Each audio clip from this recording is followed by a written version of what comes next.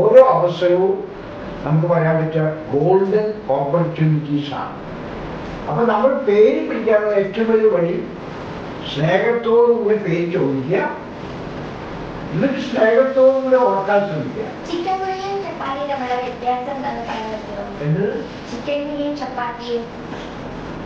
പത്ത് തത്ത ചത്ത്, ചത്ത് തത്ത പച്ച. ഇതൊന്ന് പെട്ടെന്ന് പറയാവോ? പശു പത്ത് തത്ത ചത്ത്, ചത്ത് തത്ത പച്ച. പെട്ടെന്ന് പറയാം. അയ്യോ, വളരെ ബുദ്ധിമുട്ടാണുള്ളത്. പത്ത് പത്ത്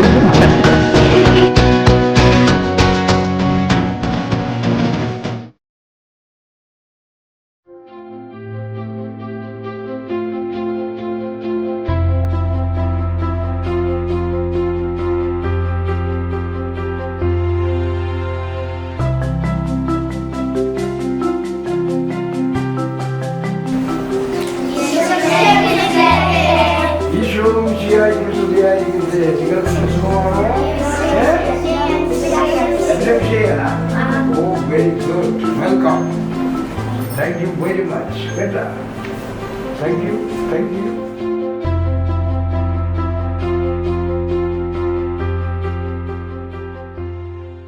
പിന്നെ എന്തൊക്കെയുണ്ട് വിശേഷം? ഇന്ന് നിങ്ങൾക്ക് സ്കൂളൊന്നുമില്ലേ? അപ്പൊ സ്കൂളിൽ നിന്ന് കുട്ടികൾ പറഞ്ഞൊക്കെയാണ്. അയ്യോ, അപ്പൊ ടീച്ചർമാർ എന്ത് പറയും? പറഞ്ഞ അപ്പൊ അവരെന്ത് പറഞ്ഞ്? കുഴപ്പമില്ല, 2 ദിവസം വഴി വരാതിരിക്കോളാൻ പറഞ്ഞ അല്ലേ? പറഞ്ഞ 2 ദിവസം വരാതിരിക്കാൻ പറഞ്ഞ പറഞ്ഞില്ല? എന്തത്?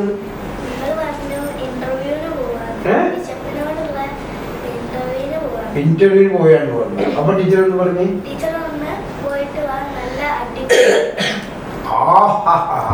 അപ്പൊ ടീച്ചറെ കാണിച്ചു കൊടുക്കണം കേട്ടാ. ഇന്റർവ്യൂ നടത്തിയതായിട്ടൊക്കെ കാണിച്ചു കൊടുക്കണം. വെരി ഗുഡ്, നല്ല കാര്യം. പിതാവേ, ഇന്ന് പിതാവിന്റെ ജന്മദിനമാണല്ലോ. ഞങ്ങൾക്ക് എല്ലാവർക്കും പിതാവിനോട് കൊച്ചു കൊച്ചു ചോദ്യങ്ങൾ ചോദിക്കാനുണ്ട്. ആദ്യം തന്നെ ഞാൻ ചോദിച്ചോട്ടെ, പിതാവിന്റെ കുട്ടിക്കാലത്ത് പിതാവ് എല്ലാ ദിവസവും പള്ളിയിൽ പോകാറുണ്ടായിരുന്നു? നമ്മളത് പറഞ്ഞു തുടങ്ങിയതാണല്ലോ. എനിക്ക് ഞാൻ എൻ്റെ ചെറുപ്പത്തില് എല്ലാ ദിവസവും പള്ളിയിൽ പോകുമായിരുന്നു. എന്ന് പറഞ്ഞാൽ ഈ മോനെപ്പൊന്നൊക്കെ ഇരിക്കുന്ന സമയത്ത് 4ാം ക്ലാസ്സിൽ 3ാം ക്ലാസ്സിലോ 4ാം ക്ലാസ്സിലൊക്കെ പഠിക്കുന്ന മുതൽ എല്ലാ ദിവസവും പോകും. അതിന് മുൻപ് പോകുമായിരുന്നു. പക്ഷെ 3-4ാം ക്ലാസ്സിൽ വന്നു കഴിയുമ്പോഴേക്കും അൾത്താര ബാലനായി. അൾത്താര ബാലനായതുകൊണ്ട് എല്ലാ ദിവസവും പോയിട്ട് കുർബാനയ്ക്ക് കൂടാനുള്ള ഭയങ്കര ആഗ്രഹമായിരുന്നു. അത് മാത്രമല്ല, ഇത് പോകാനുള്ള നമുക്കൊരു മോഡൽ വേണ്ടേ. ആ മോഡല് എൻ്റെ അപ്പച്ചനും അമ്മച്ചിയായിരുന്നു. എൻ്റെ അപ്പച്ചനും അമ്മച്ചും രാവിലെ എഴുന്നേറ്റ് പള്ളിയിൽ പോകും. രാവിലെ എഴുന്നേൽക്കും, രാവിലെ പ്രാർത്ഥിക്കും. ആ പ്രഭാത കർമ്മങ്ങളൊക്കെ കഴിഞ്ഞിട്ട് അവരെല്ലാവരും പള്ളിയിലേക്ക് പോവുകയാണ്. ചേച്ചി പോവുമായിരുന്നു, വീട്ടിലുള്ള മറ്റെല്ലാവരും പോവുമായിരുന്നു. എല്ലാ ദിവസവും പള്ളിയിൽ പോയിട്ടുള്ള കാര്യം പോകും, കുർബാന കണ്ടിട്ടുള്ള കാര്യങ്ങളേ ഉള്ളൂ. പരീക്ഷ ദിവസം പോലും ഞാൻ പള്ളിയിൽ പോയി കുർബാന കണ്ടിട്ടാണ് പരീക്ഷ എഴുതാൻ പോയിട്ടുള്ളൂ. ഈവൻ SSLC പരീക്ഷയൊക്കെ എഴുതുന്ന സമയത്ത് ഞാൻ പള്ളിയിൽ പോയി കുർബാന കണ്ട് പതുക്കെ വീട്ടിൽ വന്ന് കുറച്ച് ഭക്ഷണമൊക്കെ കഴിച്ച് റെഡിയായിട്ട് പോവുകയായിരുന്നു. അപ്പം നിങ്ങളോട് എനിക്ക് പറയാനുള്ളത്, കുട്ടികളായ മക്കളെ നിങ്ങളോട് ഒരിടത്ത് പറയാനുള്ളത്, പറ്റുമെങ്കിൽ എല്ലാ ദിവസവും പോയി കുർബാനയിൽ പങ്കെടുക്കണം. ബോയ്സ് ആണെങ്കിലും കുർബാനയ്ക്ക് കൂടാൻ പറ്റും, ഗേൾസ് ആണെങ്കിലും കുർബാനയ്ക്ക് കൂടാൻ പറ്റും, അൽത്താര ബാലികന്മാരാകാൻ പറ്റും. അങ്ങനെ കുർബാനയോട് അടുത്ത് നിൽക്കുമ്പോൾ നമ്മുടെ ജീവിതത്തിലെ ഏറ്റവും വലിയ പ്രാർത്ഥനയാണത്. അതിൻ്റെ ഫലമായിട്ട് നമുക്ക് നിരവധി അനുഗ്രഹങ്ങൾ, പഠിക്കാൻ മാത്രമല്ല നമ്മുടെ ആരോഗ്യം, സമാധാനം, സന്തോഷം, അഭിവൃദ്ധി എല്ലാം ഉണ്ടാകാനായിട്ടത് കാരണമാകും. പിതാവിന്റെ മനസ്സിൽ സ്പർശിച്ച ഒരു ദൈവവചനം പറയാമോ? പെട്ടെന്ന് പറയുകയാണെങ്കിൽ എനിക്ക് തോന്നുന്നത് റോമാക്കാരുടെ ലേഖനം 8-ാം അധ്യായം 36-ാം വാക്യം. Nothing can separate you from the love of God. നിന്നെ ദൈവത്തിന്റെ സ്നേഹത്തിൽ നിന്ന് ഒരു ശക്തിക്കും വേർപെടുത്താൻ പറ്റില്ല. അത് നിങ്ങൾ ഓർത്തിരിക്കണം. എന്താണത്? Nothing can separate you from the love of God എന്ന് പറഞ്ഞ് അല്ലാതെ പറയുമ്പോഴോ ദൈവത്തിന്റെ സ്നേഹത്തിൽ നിന്ന് ഒരു ശക്തിക്കും വേർപെടുത്താൻ പറ്റുന്നില്ല. അത് കഴിഞ്ഞിട്ട് പൗലോസ് പറയുകയാണ്, അന്നത്തിനോ മലയ്ക്കോ വസന്തയ്ക്കോ അങ്ങനെയുള്ള എന്തെങ്കിലും ഈ ലോകത്തിലെ ശക്തിക്കോ മറുലോകത്തിലുള്ള ശക്തിക്കോ ഒന്നിനും നമ്മളെ ദൈവത്തിന്റെ സ്നേഹത്തിൽ നിന്ന് വേർപെടുത്താൻ പറ്റില്ല. അപ്പൊ എന്നെ വളരെയധികം സ്വാധീനിച്ചിട്ടുള്ള ഒരു വചനമാണത്. ദൈവം എപ്പോഴും നമ്മുടെ കൂടെ ഉണ്ടെന്നുള്ള ആ ഒരു ആത്മാർത്ഥമായ വിശ്വാസം. Okay, yes. പിതാവിന്റെ കുടുംബത്തെ പറ്റി ഒരു ചോദ്യം ചോദിച്ചോട്ടെ? പിതാവിന്റെ കുടുംബത്തിൽ ആരൊക്കെയുണ്ട്? പിതാവിന്റെ കുടുംബത്തിൽ പിതാവിന് അപ്പനെയാണോ ഇഷ്ടം അതോ അമ്മേനെയാണോ ഇഷ്ടം? അത് ഗംഭീര ചോദ്യമാണല്ലോ. നല്ല ചോദ്യം, നല്ല ചോദ്യം. നിങ്ങൾക്ക് അപ്പനെയാണോ അമ്മയാണോ ഇഷ്ടം? രണ്ടുപേര്. എന്റെ ഉത്തരം എന്താന്ന് വെച്ചിട്ടുണ്ടെങ്കിൽ എനിക്കും രണ്ടുപേരും ഇഷ്ടമാണ്. അപ്പനെ ഇഷ്ടമാണ്, അമ്മയെ ഇഷ്ടമാണ്. അമ്മ ഏറ്റവും നല്ലവളായിരുന്നു, അപ്പനും ഏറ്റവും നല്ലവനായിരുന്നു. രണ്ടുപേരും, നിങ്ങൾക്ക് രണ്ടുപേരും ഇഷ്ടമായതുപോലെ തന്നെ എൻ്റെ കുടുംബത്തിൽ എനിക്കും രണ്ടുപേരും ഇഷ്ടമായിരുന്നു. ഏറ്റവും കൂടുതൽ ഇഷ്ടം ആരോടാണെന്ന് ചോദിച്ചാൽ അതിന് ഉത്തരം രണ്ടുപേരും തന്നെയാണ്. ഞാൻ പറയാം, എനിക്ക് വേറെ ഉത്തരവില്ല. പിതാവ് കുട്ടിക്കാലത്ത് നല്ലോണം പാടുമായിരുന്നോ? സമ്മാനം കിട്ടിയിട്ടുണ്ടോ? ഞങ്ങൾക്കൊരു പാട്ട് പാടിത്തരുമോ? വളരെ നല്ല ചോദ്യം. മോള് ചോദിച്ചു. മോളുടെ പേരെന്താണ്? ജുവൽ. Very good. ജുവൽ പാടുമോ? പാടും അല്ലേ? നിങ്ങൾ എത്ര ആള് പാടും? എല്ലാവരും പാടും. അപ്പോൾ നിങ്ങളൊക്കെ പാട്ടുകാരാണ് അല്ലേ? അപ്പം നമ്മൾക്ക് ഞാൻ പാടുമെന്ന് എന്നോട് ചോദിച്ചു, ഞാൻ പാടാം. നമുക്ക് എല്ലാവരും കൂടെ പാടാം. ഓക്കെ. എന്നീശോദൻ നാമം കാതിൽ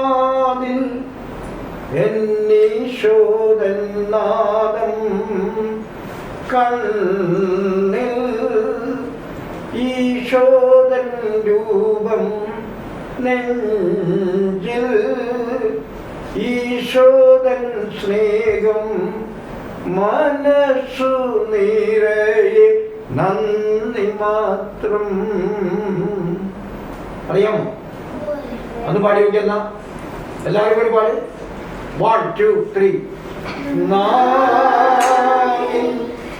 എന്നീശോദൻ നാമം കാതിൽ എന്നീശോദൻ നാദം കണ്ണിൽ ഈശോദൻ രൂപം നെഞ്ചിൽ ഈശോദൻ സ്നേഹം മനസ്സു നിറയെ നന്ദി മാത്രം. Very very good. എല്ലാവർക്കും 100 മാർക്ക്. കേട്ടാ, നന്നായിരിക്കുന്നു. നിങ്ങളെല്ലാവരും നല്ല പാട്ടുകാരാണ്. ഇനി അടുത്തതായിട്ട് പറയേണ്ടത്, എൻ്റെ കുട്ടിക്കാലം മുതൽ ഞാൻ പാടുമായിരുന്നു. ഞാൻ ചെറുപ്പം മുതലേ പാടുമായിരുന്നു. പക്ഷെ മത്സരത്തിനൊന്നും പോയി പങ്കെടുക്കില്ലായിരുന്നു. ഓർക്കുന്നത്, ഒരിക്കൽ 7ാം ക്ലാസ്സിൽ പോയിട്ട് ഒരു പാട്ട് മത്സരത്തിൽ ഞാൻ പങ്കെടുക്കുകയുണ്ടായി. 7ാം ക്ലാസ്സിലായിരുന്നപ്പോൾ. മത്സരത്തിനൊന്നും അധികമൊന്നും പങ്കെടുത്തിട്ടില്ല. 7ാം ക്ലാസ്സിൽ മത്സരത്തിന് പങ്കെടുത്തു. അപ്പോൾ ഒരു സമ്മാനം കിട്ടിയിട്ടുണ്ട്. അപ്പോൾ നിങ്ങളോട് എനിക്ക് പറയാനുള്ളത് ഉണ്ടെങ്കിൽ, എന്തെങ്കിലും കഴിവ് നിങ്ങൾക്കുണ്ടെങ്കിൽ അതിനെ വളർത്തണം, ഹൈഡ് ചെയ്യരുത്. കപ്പാസിറ്റി ഉണ്ടാവാന്ന് പറയില്ലേ, ടാലന്റ് ഉണ്ടാവുന്നേ. നമുക്ക് പാട്ട് പാടാൻ ടാലന്റ് ഉണ്ടെങ്കിൽ ആരെങ്കിലും പറയണം യു ക്യാൻ സിംഗ്, നമ്മളത് സീരിയസ് ആയിട്ട് എടുക്കണം. എന്നിട്ട് എന്ത് ചെയ്യണം? പാടണം. എപ്പോഴൊക്കെ എന്തെങ്കിലും, ഇപ്പോൾ അതുപോലെ പ്രസംഗിക്കാൻ കഴിവുണ്ട്. ഇപ്പം ടീച്ചർ പറയാണ്, മോളെ നീ പ്രസംഗിക്കിട്ട എൻ്റെ കാര്യം, അയ്യോ ടീച്ചറെ ഞാനില്ല, അങ്ങനെ പറയരുത്. പ്രസംഗിക്കണം. അതുകൊണ്ട് ഞാൻ പറയുന്നത്, കിട്ടുന്ന ചാൻസസ്, അവസരങ്ങൾ അതൊന്നും ഒരിക്കലും കളയരുത്. കാരണം ഓരോ അവസരവും നമുക്ക് പറയാൻ പറ്റുക ഗോൾഡൻ ഓപ്പർച്യൂണിറ്റീസാണ്. പിതാവിന് ഏറ്റവും കൂടുതൽ ഇഷ്ടമുള്ള വിശുദ്ധന്റെ ആരാണ്? അത് പെട്ടെന്ന് ചോദിക്കുകയാണെങ്കിൽ ഞാൻ പറയും വിശുദ്ധ ഫ്രാൻസിസ് അസീസ് വിശുദ്ധൻ. വിശുദ്ധ നമ്മളുടെ കൊച്ചു തെരേസ്യ പുണ്യവാളിയാണ്. അപ്പോൾ വിശുദ്ധ ഫ്രാൻസിസ് അസീസി, വിശുദ്ധ കൊച്ചു തെരേസ്യ, ലിറ്റിൽ ഫ്ലവർ എന്ന് പറയുന്നത്. ഇത്ര കിട്ടിയോ? Okay Ananya, thank you. സാധാരണയായി വൈദികരുടെ വസ്ത്രങ്ങളിൽ കാണാത്ത പിങ്ക് അടപ്പെട്ട അങ്ങയുടെ വസ്ത്രത്തിൽ കാണാമല്ലോ, അതെന്തുകൊണ്ടാണ്? അത് മെത്രാന്മാര് സാധാരണ ധരിക്കുന്ന ഒരു സ്ഥാന ചിഹ്നമായിട്ട് എടുക്കാം. അതിനും അപ്പുറം ഇത് കാണിക്കുന്നത് രക്തസാക്ഷിത്വമാണ്. എന്ന് പറഞ്ഞ ഒരു മെത്രാൻ തൻ്റെ വിശ്വാസത്തിന് വേണ്ടി ജീവൻ പോലും ബലി കഴിക്കാൻ തയ്യാറാകണം എന്നുള്ളതിൻ്റെ ഒരു സൂചനയാണ് ഇത്, ഈ അരപ്പട്ട. അപ്പോൾ ഒന്നാമതായിട്ട് നമുക്ക് പറയാം സ്ഥാനചിഹ്നമായിട്ട് കിടക്കുന്നത്. മറ്റൊന്ന് നമ്മളുടെ ജീവിതത്തിന് ദൗത്യം, മിഷൻ കാണിക്കുകയാണ്. യേശുക്രിസ്തുവിന് വേണ്ടി മരിക്കാൻ പോലും, രക്തം ചിന്താൻ പോലും തയ്യാറാകണം എന്നുള്ളത് കാണിക്കുന്ന ഒന്നാണ്. മനസ്സിലായ? Very good. പിതാവ് ഓരോ സ്ഥലത്ത് പോകുമ്പോ പിതാവിന്റെ കയ്യിൽ എല്ലാവരും മുട്ടുന്നുണ്ടല്ലോ, അതെന്തുകൊണ്ടാണ്? അതിന്റെ അർത്ഥം എന്താണ്? എന്റെ മോതിരം മുത്തുന്നു അല്ലേ? ഈ മോതിരം ഇതുപോലെ തന്നെ ഒരു സ്ഥാന ചിഹ്നമാണ്. ഈ മോതിരം ധരിക്കുന്ന വഴി എന്താ പറയുന്നത് അറിയുമോ? ഇംഗ്ലീഷിൽ പറഞ്ഞാൽ you are wedded to the church. നീ സഭയെ വിവാഹം ചെയ്തിരിക്കുന്നു എന്നുള്ളതാണ്. അതുകൊണ്ടാണ് നമ്മൾ വേറെ ആരും വിവാഹം ചെയ്യാറില്ല അല്ലേ? അപ്പൊ ഒരു മെത്രാൻ വിവാഹം ചെയ്യുന്നത് ആരെയാണ്? സഭയാണ്. സഭയെ സ്നേഹിക്കണം, സഭയെ വളർത്തണം, സഭയെ മുന്നോട്ട് കൊണ്ടുപോകണം. അപ്പൊ മെത്രാന്റെ സ്ഥാന ചിഹ്നമാണ് മോതിരം അല്ലേ? അപ്പൊ ഇത് മുത്തുന്ന ആളുകൾ ആ സ്ഥാനത്തെ, അല്ലാണ്ട് മുത്തുന്നത് ചക്കാലക്കൽ പിതാവിനെയാണ് അല്ല, മറിച്ച് ആ ചക്കാലക്കൽ പിതാവ് വഹിക്കുന്ന സ്ഥാനം അല്ലേ? കാരണം ദൈവം തിരഞ്ഞെടുത്ത വ്യക്തിയാണ്, അപ്പോസ്തലന്മാരുടെ പിൻഗാമിയാണ്. അതുകൊണ്ട് അവരിങ്ങനെ മുത്തയാണ്. മനസ്സിലായോ? Okay, thank you. പിതാവിനോട് ഞാനൊരു കുസൃതി ചോദ്യം ചോദിച്ചോട്ടെ? അമ്പോ, ചോദിച്ചോളൂ. ഞാൻ പറ്റുമോ? ചിക്കൻ കുനിയും ചപ്പാത്തിയും തമ്മിലുള്ള വ്യത്യാസം എന്താന്ന് പറയാൻ പറ്റുമോ? എന്ത്? ചിക്കൻ കുനിയും ചപ്പാത്തിയും. ചിക്കൻ ചപ്പാത്തിയും തമ്മിലുള്ള വ്യത്യാസമോ? ചിക്കൻ കുനിയ, ചപ്പാത്തി. എന്താണ് അതിന്റെ വ്യത്യാസം? എനിക്കറിയാൻ തോറ്റു. ചിക്കൻ കുനിയ കൊതുകുകൾ പരത്തും. പക്ഷെ ചപ്പാത്തി മനുഷ്യ പരത്താം. Very good. ഞാൻ വേറെ ഇനി എവിടെയെങ്കിലും ചെല്ലുമ്പോഴേ കുട്ടികളോട് ഞാൻ ചോദിക്കരുത്, അവരെ എന്നെ തോൽപ്പിക്കില്ലേ നിങ്ങൾ? അപ്പൊ ഞാൻ ഇനി അവരെ ചോദിച്ചിട്ട്. പക്ഷെ കുട്ടികൾക്ക് അറിയാൻ പാണ്ടാവും അല്ലേ? ഇത് അറിയാൻ പാണ്ടാവോ? പിതാവിനോട് ഞാൻ സിനിമയെ പറ്റിയുള്ള ഒരു ചോദ്യം ചോദിച്ചോട്ടെ? പിതാവ് സിനിമ കാണാറുണ്ടോ? വല്ലപ്പോഴൊക്കെ കാണും. അത് മുഴുവനല്ല കാണുന്നത്. ചിലപ്പോ പടം കഴിയാറാവുമ്പോൾ ഒന്ന് തുറന്നു നോക്കുമ്പോൾ ചിലപ്പോൾ കാണുമായിരുന്നു. പിന്നെ വല്ലപ്പോഴും വല്ല നല്ല സിനിമയൊക്കെ ആണെങ്കിൽ നമ്മൾ കാറിലിട്ടിട്ട് കാണാൻ പറ്റും. അങ്ങനെ ചിലപ്പോൾ കാണാറുണ്ട്. പിതാവിന് ഏറ്റവും ഇഷ്ടപ്പെട്ട സിനിമ ഏതാണ്? അതുപോലെ തന്നെ പിതാവ് ഏറ്റവും അവസാനം കണ്ട സിനിമ ഏതാണ്? സിനിമ കണ്ടതിൽ ഇപ്പൊ അടുത്ത കാലത്ത് കണ്ടതിൽ ഇഷ്ടപ്പെട്ട ഒരു ഇന്ത്യൻ പ്രണയ കഥ കണ്ട. ഒരു ഇന്ത്യൻ പ്രണയ കഥ, അത് നമ്മുടെ അമല പോളൊക്കെ അല്ലേ? അവരൊക്കെ അഭിനയിക്കുന്നത്. അതിൻ്റെ കഥ നല്ലതാണ്. കഥ എന്ന് പറഞ്ഞാൽ ആ കഥയിൽ നമ്മൾ കാണുന്നത് ആ പെൺകുട്ടി എങ്ങനെ അവളുടെ അപ്പനെയും അമ്മയെയും കണ്ടെത്തുന്നുണ്ട്. എന്നിട്ട് പക്ഷെ അവർക്കൊരിക്കലും വെളിപ്പെടുത്തുന്നില്ല. ഇയാളെൻ്റെ അപ്പനാണ്, ഇയാളെൻ്റെ അമ്മയാണെന്ന് പറഞ്ഞ് അവരെ ഒരു തരത്തിലും ദ്രോഹിക്കുകയോ വേദനിപ്പിക്കുകയോ ചെയ്യുന്നില്ല. അതൊരു വലിയ പാഠമാണ്. ആരെയും ദ്രോഹിക്കാതെ അവൾ വളരെ സൈലൻ്റായിട്ട് ഇങ്ങനെ പോവുകയാണ്. നിങ്ങൾ കണ്ടിട്ടുണ്ടാവണം, കണ്ടണ്ട? അവളുടെ അപ്പനെ അമ്മനെ അന്വേഷിച്ചിട്ടാണ് കാനഡയിൽ നിന്ന് നാട്ടിലേക്ക് വരുന്നത് അല്ലേ?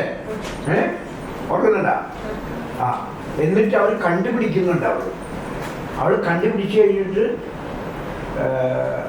ആ ആളുകളെ കണ്ടുപിടിച്ചിട്ട് ആ ആളുകളോട് പ്രതികാരം ചെയ്യാനുള്ള നിലനിൽക്കുന്നു. മറിച്ച് അവൾ എല്ലാം ഉപേക്ഷിച്ച് പോകാൻ അവരയക്കുന്ന അവസ്ഥയിലായിരിക്കട്ടെ. അവർ നല്ല ജീവിതം നയിച്ചുകൊണ്ടിരിക്കുന്നു. ഇനി അവരുടെ ജീവിതത്തിൽ തകർക്കാൻ ഞാനില്ല എന്നുള്ളൊരു കോൺസെപ്റ്റ്. മനസ്സിലായോ? അത് നല്ലൊരു കോൺസെപ്റ്റാണ്. ഇപ്പം ഈ മനുഷ്യർക്കൊക്കെ ഭയങ്കര വിരോധങ്ങളാണ്. നിസ്സാര കാര്യത്തിന് പോലും ആളുകളെ കോടതി കയറ്റും, ആളുകളെ നശിപ്പിക്കാൻ വേണ്ടി ശ്രമിക്കും. അപ്പോൾ എനിക്ക് തോന്നുന്നു ആ ഒരു ഇന്ത്യൻ പ്രണയകഥ എന്ന് പറയുന്നതിലെ തീം കുറച്ച് നല്ലതായിട്ട് എനിക്ക് തോന്നി. അതുകൊണ്ട് എനിക്ക് ഇഷ്ടമായി. താങ്ക് യു വെരി മച്ച് മോനെ. പിതാവേ, ഞങ്ങളുടെ വികാരിയച്ഛൻ പറയാറുണ്ട് പിതാവ് കാണുന്നവരുടെ പേര് പഠിക്കുകയും ഓർത്തു വെക്കുകയും ചെയ്യാറുണ്ട്. അതെങ്ങനെയാണ് സാധിക്കുന്നത്? അത് നമ്മൾ ഒരാളുടെ പേര് ചോദിക്കുമ്പോൾ സ്നേഹപൂർവ്വം ചോദിക്കുന്നല്ലേ, അല്ലേ? സ്നേഹത്തോടു കൂടി തന്നെ അത് ഓർക്കാൻ ശ്രമിക്കുക. നമുക്ക് ഇഷ്ടപ്പെട്ട ഒരാളാന്ന് വിചാരിക്കുക. ആ ഇഷ്ടപ്പെട്ട ആളോട് നമ്മൾ ചോദിക്കുക പേരെന്താ? മോളുടെ പേരെന്താ? അനന്യ. ഇപ്പൊ അനന്യ എന്ന് പറഞ്ഞ ചോദിച്ചില്ല, പേര് ചോദിച്ചില്ലേ? അപ്പൊ അനന്യ എനിക്ക് ഇഷ്ടമുണ്ടെങ്കിൽ ഞാൻ ആ പേര് ഓർത്തു വയ്ക്കും. പിന്നെ കാണുമ്പോൾ ചോദിക്കും, ഹായ് അനന്യ എന്ന് ചോദിക്കും. അപ്പൊ നമ്മൾ പേര് പിടിക്കാനുള്ള ഏറ്റവും വലിയ വഴി സ്നേഹത്തോടുകൂടി പേര് ചോദിക്കുക, എന്നിട്ട് സ്നേഹത്തോടുകൂടി ഓർക്കാൻ ശ്രമിക്കുക. അതാണ് വിദ്യ. Yes, thank you for your very good question. പിതാവിനെ എല്ലാവരും എന്താണ് പിതാവേ എന്ന് വിളിക്കുന്നത്? പിതാവേ എന്ന് വിളിക്കുന്നത് എന്താണെന്ന് ചോദിച്ചാൽ, ഈ പിതാക്കന്മാരെ പലതരത്തിൽ വിളിക്കാറുണ്ട്. ചിലർ ബിഷപ്പ് എന്ന് പറയും, ചിലർ തിരുമേനി എന്ന് പറയും. പിതാവ് എന്ന് പറയുന്നത് ഫാദർ അല്ലേ? അതായത് ഞങ്ങളുടെ കുടുംബത്തിൻ്റെ അല്ലെങ്കിൽ ഞങ്ങളുടെ രൂപതയുടെ നേതാവ്, തലവൻ ആണ് അല്ലേ? അപ്പോൾ അതുകൊണ്ട് ഞങ്ങളെ പിതാവ് എന്ന് വിളിക്കുന്നു. അതായത് ഞങ്ങളപ്പോൾ നിങ്ങളെയൊക്കെ കുട്ടികളെ എല്ലാവരെയും മക്കളെപ്പോലെ കരുതണം എന്നുള്ളതാണ് അതിൻ്റെ. അപ്പോൾ വളരെ നന്നായിട്ടുള്ളൊരു വാക്കാണ് നമ്മുടെ കേരളത്തിൽ പ്രത്യേകിച്ച് എല്ലാവരും വിളിക്കുക പിതാവേ എന്നാണ്. പക്ഷേ പല സ്ഥലങ്ങളിലും ഇപ്പോൾ ഹിന്ദുക്കളാണെങ്കിൽ ചിലപ്പോൾ ചിലർ തിരുമേനി എന്ന് പറയും, ചില ആളുകളാണെങ്കിൽ ബിഷപ്പ് എന്ന് പറയും. അങ്ങനെയൊക്കെ പലതരത്തിൽ വിളിക്കാറുണ്ട്. അപ്പം അതുപോലെ ഒരു വിളിയാണ് പിതാവേ എന്ന്. Okay, thank you. പിതാവിനോട് ഞാൻ ഒരു 10 പീസ് ചോദിക്കട്ടെ? പത്ത് തത്ത ചത്ത്, ചത്ത് തത്ത പച്ച. ഇതൊന്ന് പെട്ടെന്ന് പറയാവോ? പശു. പത്ത് തത്ത ചത്ത്, ചത്ത് തത്ത പച്ച. പെട്ടെന്ന് പറയാവോ? അയ്യോ, ഇത് വളരെ ബുദ്ധിമുട്ടാണുള്ളത്. എല്ലാവരും കൂടെ ഒന്ന് പറഞ്ഞേ. പത്ത് തത്തുന്ന.